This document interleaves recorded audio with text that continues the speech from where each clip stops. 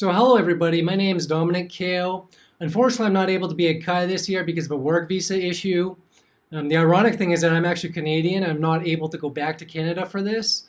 But I just want to thank Peter Mahorter and Danielle Olson for agreeing to co-present this video on my behalf. And so the title of my talk is The Effects of Badges and Avatar Identification on Play and Making in Educational Games. So the rough outline for today is going to be motivation, system, experiment, results, findings, and conclusion. So why study badges? So one answer is that they're everywhere. Historically, their physical counterparts come in the form of such things as ribbons, medals, and trophies. Nowadays, they appear in online systems ranging from education to commerce to games. Researchers have found that badges increase user activity, student contributions, they can promote higher grades, and enjoyability. Badges can also affect behavior, for example, on Stack Overflow, engagement, for example, in forums on MOOCs, and productivity, for example, in the case of Wikipedia contributors. But one thing that you'll note is that virtually all badge representations are representations of achievement. So while badges are typically viewed as a type of gamification element, here we're working to extend that definition into the areas of things like student identity.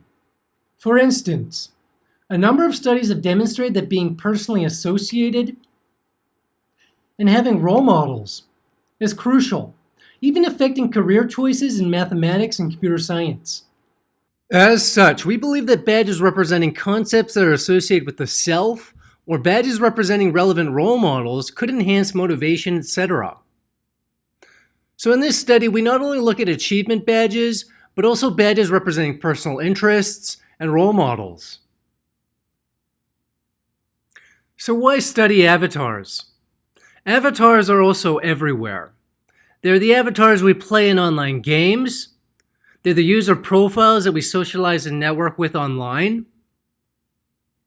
Avatar identification, or the degree to which we identify with our avatar, can improve game enjoyment, health outcomes, motivation, flow, trust in others, self-esteem, game loyalty, learning interest, game appreciation, etc. So one of the central questions of my work is, do things like badges and avatar identification also affect people in the context of not only gameplay, but game making? So for example, when users create their own game level. And the answer is that badges and avatar identification have significant effects on game making. And avatar identification even promotes higher quality of created game levels. That's just one of the things that we'll talk about today. So in terms of the big picture, participants played a game, then created their own custom game level. We found that different badge types cause increases in different outcomes. Separately, we found that avatar identification promoted player experience, intrinsic motivation, programming self-efficacy, time spent playing and making, and created game level quality. What was particularly different about this study is that we looked at alternative badge types and studied all of this in both a play and making context. Here's a diagram of the experimental setting. The two main components are seen on the left and the right, a game and an editor. So I'm going to start with the game. This is the very first level.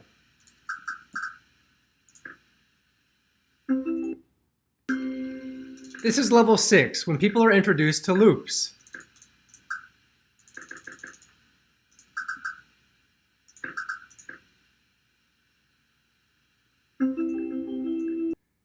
This is level 12, when people are using both loops and conditionals.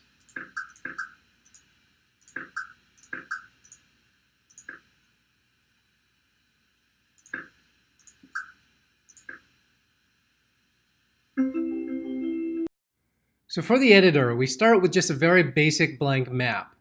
And so this is a starting screen.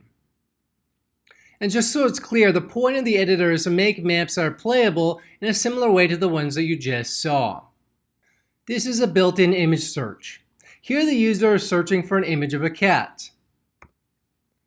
We've just placed the cat from the image search and scaled it up. At the top is a play button where I can test my map. Now we're testing a map that we just created. Once a user is happy with their map and ready to share it, they just need to fill in these 3 fields and the system will automatically create a web page based on their level. This is a generated website based on those 3 fields a user filled in. The user's avatar is on the right, and the filled-in information comes out as speech bubbles when the links on the right are clicked. There's a green play button at the bottom where if a visitor clicks it, will bring them right into playing the game level. And there's a feedback form for people to leave comments. So what have people actually created using the editor?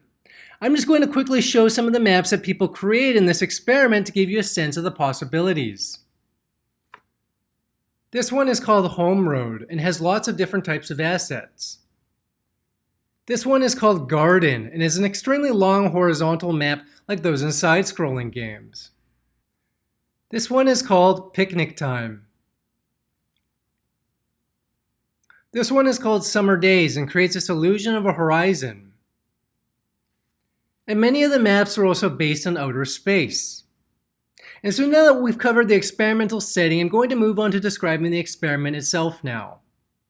We first had to come up with the badges themselves, which was a relatively long process of testing and validation. Let's go over some of the more important phases of this process. We first asked participants to name a set of interests and scientists. We categorized the interests.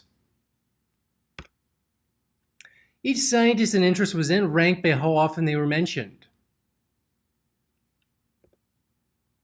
The set of final scientists was partly taken from the most often mentioned scientists, and an additional subset were researcher curated for diversity.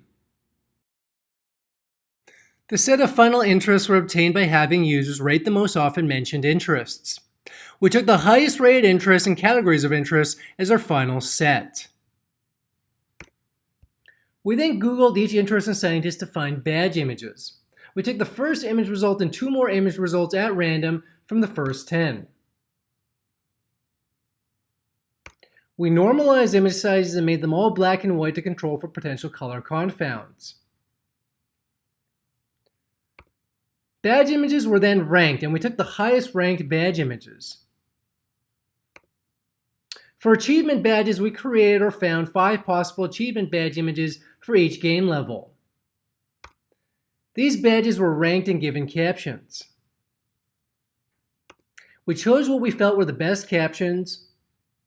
We then performed several validation checks between badge types, such as average number of caption words between the 3 badge types.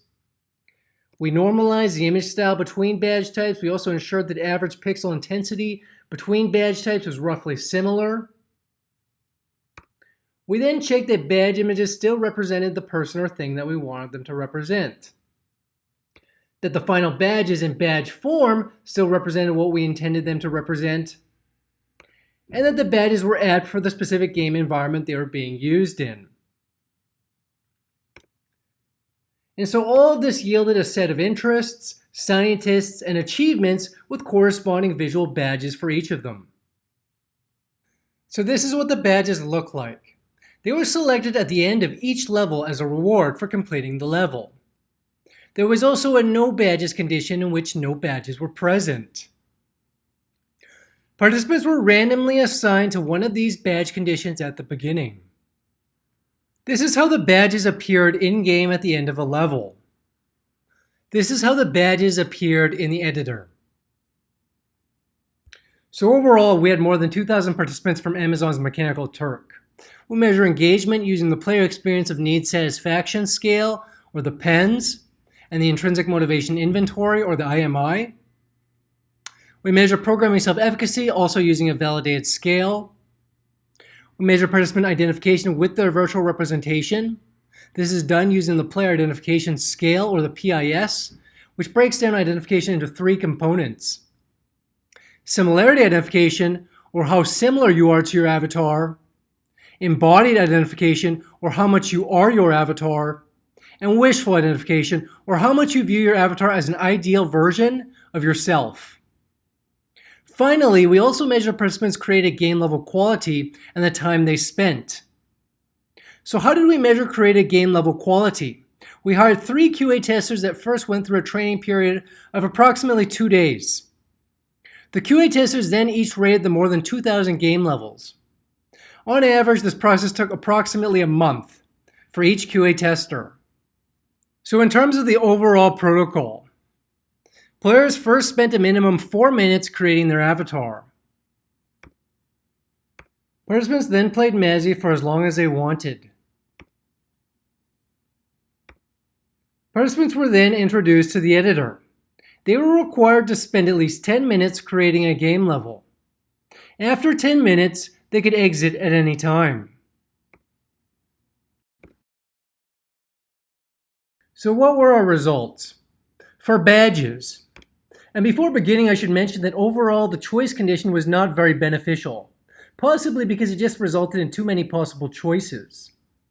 So on the left-hand side, we have a graph for different measures in the game, and on the right, different measures in the editor. We found that personal interest and role model badges promoted avatar identification.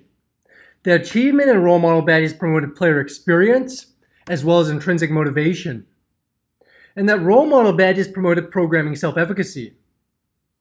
So the takeaway here is that role model and achievement badges are effective at enhancing the digital experience.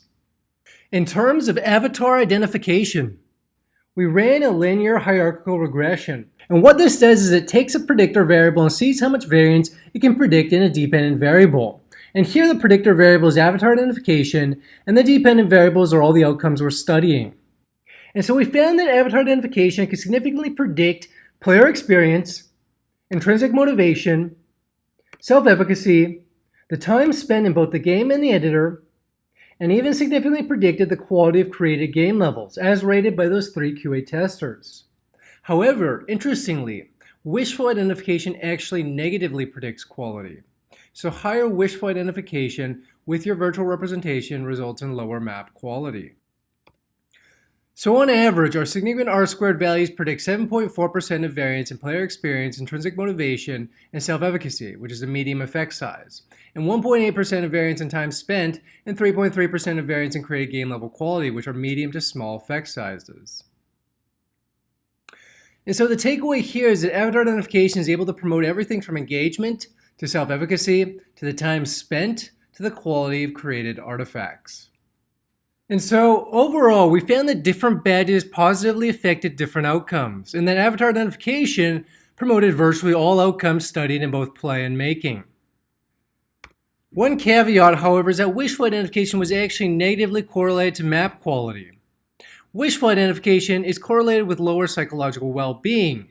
However, wishful identification may be beneficial for self-esteem. And so more work is needed here on the differential impacts of different types of identification. Our results suggest role model badges are effective. We might imagine scientific games that leverage the crowd, like Foldit, massive open online courses, or digital learning platforms as being possible beneficiaries of these badges. Other domains might also benefit from these badges. For instance, in a business setting, maybe you'd get a role model badge of Steve Jobs. Or in a politics setting, maybe you'd get a role model badge of Barack Obama. We show that avatar identification can promote a variety of outcomes. We further extend previous work by showing that avatar identification can impact the quality of created levels.